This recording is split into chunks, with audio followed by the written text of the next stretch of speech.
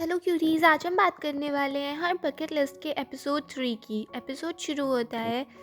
Kang and soul ने भी उस म्यूज़िकल प्ले के लिए टिकट खरीदे थे क्योंकि उसको होमवर्क मिला था देखने का। और तभी वहाँ पे चारारी भी आ जाती है अपने टिकट खरीदने के लिए। टिकट बेचने वाली कहती भी है कि ये लड़की हर रोज़ आती है, 2 टिकट खरीदती है, बट प्रोग्राम शुरू होने से पहले ही उनको वापस कर जाती है। मगर आज चारारी ने बिल्कुल डिसाइड कर लिया था कि आज तो मैं देख के ही रहूँगी। फिर वो जैसे ही जा रही थी तभी उसकी टक्कर हो जाती है कैंग एंड सोल के साथ। और फिर वो दोनों एकदम से चौंक जाते हुए कहते हैं, हम पार्क में मिले थे ना।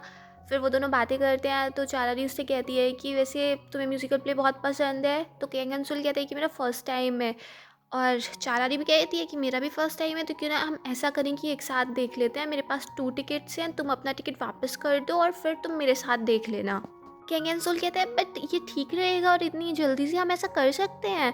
तो चारारी उसको समझाती है, ऐसे मैंने कई बार किया है, नो प्रॉब्लम, बस तुम अपना वापस कर देना और तुम मेरे साथ देखने चलो। और फिर वो ज़बरदस्ती कैंग एंड सोल का हाथ पकड़ के उसको ले जाती है। दूसरी तरफ दिखाते हैं कैंग एंड सोल के अपार्टमेंट में और चारारी के अपार्टमेंट में। वहाँ पे उसकी फ्रेंड मिक्योंग खड़ी थी और कैंग एंड सोल का फ्रेंड हाजुन खड़ा था। दोनों ही गेट बजाए जा रहे थे कि गेट खोलो, बट वो दोनों वहाँ पे थे ही नहीं।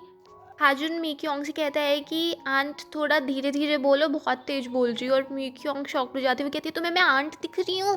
इतनी बूढ़ी नहीं हूँ मैं। फिर वो अपना वहाँ से स्कार्फ हटा के दिखाती है। तब भी हाजुन कहते हैं, हाँ आंटी तो हो तुम, आंटी तो कहूँगा मैं तुम्हें। फिर हाजुन और मीक्योंग दोनों लड़ने लगते हैं। तभी आसपास के लोग उनको चुप कराते हैं। फिर वो दोनों सॉरी बोल के वहाँ से चले जाते हैं। दूसरी तरफ दिखाते हैं म्यूज़िकल प्ले में चारारी बैठ के बहुत रोने लगती है जब वो म्यूज़िकल देखती है। तो कैंग एंड सोल सोचता है कि ये इतना रोती क्यों रहती है। फिर उसको थोड़ा चुप भी कराता है। उसके बाद वहाँ से चारारी जाने लगी थी तो कैंग एंड सोल कहता है कि तुमने मुझे प्रॉमिस किया था ना कि तुम टिकट खरीदोगी तो मैं तुम्हें डिनर कराऊंगा, चलो पहले डिनर के लिए चलते हैं। पर चारारी मना गई थी कि नहीं, डिनर की ज़रूरत नहीं है। बट कैंग एंड सोल कहता है कि मैंने सुबह से कुछ नहीं खाया है, तो प्लीज़ डिनर पे चलते हैं ना। कैंग एंड सोल एंड चारारी बैठे होते हैं। तभी उसको वो डिनर देख के अपने बॉयफ्रेंड की याद आने लगती है कि कैसे उन्होंने सेलिब्रेट किया था इसी तरीके से, और वो उसी में खो जाती है। फिर कैंग एंड सोल उसको पूछता भी है कि क्या हुआ।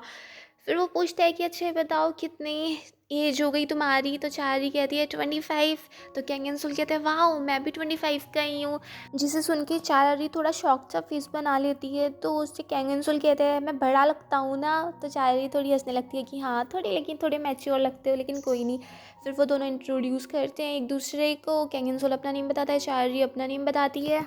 दोनों ने काफ़ी ड्रिंक कर ली थी। फिर कैंग एंड सोल और चारारी बातें कर रहे थे। चारारी कह रही है कि तुम्हारी वॉइस बहुत ही अच्छी है। उसे सुन के ना ऐसे दिल भरा भरा हो जाता है, बहुत अच्छा लगता है। और कैंग एंड सोल बड़ा इम्प्रेस हो जाता है उसकी बात से। वो कहता है, बहुत बहुत ही मूविंग बात कही है तुमने।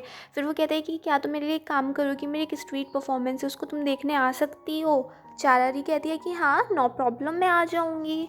तुमने भी तो मेरे लिए एक फ़ेवर किया था तो इतना तो मैं कर ही सकती हूँ। चारारी उसको सलाह भी देती है कि जो चीज़ तुम्हें चाहिए उसके पीछे जाओ, क्योंकि पता नहीं कल क्या हो, कल कभी आता ही नहीं है। तो जो भी तुम्हें चाहिए उसके पीछे तुम्हें अच्छे से लग जाना चाहिए। नेक्स्ट डे मीक्योंग को पता चलता है चारारी की बकेट लिस्ट के बारे में। वो पूछती है कि अगर तुम इसको फिनिश भी कर दोगी तब भी तो कुछ चेंज नहीं होगा ना? लिविंग को तो मूव ऑन करना ही पड़ता है, उसकी यादें तो तुम्हारे पास तब भी रहेंगी, टाइम सब कुछ धीरे धीरे हील कर देगा। बट उस बकेट लिस्ट को फिनिश करने से कोई फ़ायदा नहीं है। और तुम्हारे वर्क का क्या? चारारी कहती है कि वो सब मैंने क्विट कर दिया है। तो उसकी फ्रेंड गुस्सा हो जाती है। बट चारारी कहती है, कुछ नहीं, बस कुछ दिनों के लिए छुट्टी ली है, पहले मैं लिस्ट फिनिश कर दूँ। फिर वो मिक्योंग से पूछती है कि क्या तुम संडे को फ्री हो, एक परफॉर्मेंस देखने चलेंगे? कैंग एंड सोल की परफॉर्मेंस थी, वो देख रहा था कितने सारे लोग हैं, मैं कैसे गाना गाऊंगा। और फिर वो उसका भी वेट कर रहा था कि चारी अभी तक आई क्यों नहीं है। तभी उसका फ्रेंड हाजुन आ जाता है।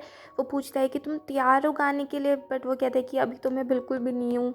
बट इतने में क्या होता है कि कैंग हैंसोल का नेम अनाउंस हो जाता है और हाजुन उसको ज़बरदस्ती स्टेज पे भेज देता है।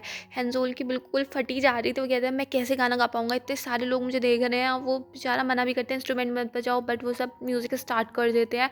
और वो जैसे ही गाने वाला था तभी वो सामने देखता है, उसको चारी दिख जाती है और फिर वो गाना शुरू कर देता है। उसको देख के वो गाता रहता है। वो सोचता है कि अगर ये मेरे सामने हुई तो मैं कभी भी कुछ भी गा सकता हूँ। और वो गाता रहता है। तभी अचानक से चारी के पास कॉल आ जाती है और वो कॉल अटेंड करने चली जाती है। और वहाँ पे हैंसोल की एकदम हालत ख़राब हो जाती है कि ये कहाँ चली गई, अब मैं कैसे गाना गाऊँगा। और जाते ही वो एकदम से वॉमिटिंग कर देता है। उधर चारी बात कर रही थी अपनी फ्रेंड से, तो उसकी फ्रेंड कह रही थी कि मैं आ नहीं पाऊँगी क्योंकि इतना ठंडा दिन है, तू ही देख ले बस, मुझे नहीं आना है। इतने में ही सब जगह वो फ़ोटो-वोटो खींचने लगे थे लोग कि यूट्यूब स्टार की हालत हो गई है ऐसी, इसकी फ़ोटो लो, फ़ोटो लो। उस सबको देख के चारी हक्की-बक्की रह जाती है और यहीं पे एपिसोड फिनिश हो जाता है। अगर आपको ये पसंद आया हो तो प्लीज़ मेरे चैनल को सब्सक्राइब करें, लाइक करें, शेयर करें, कमेंट्स करें and bye bye. Till next video.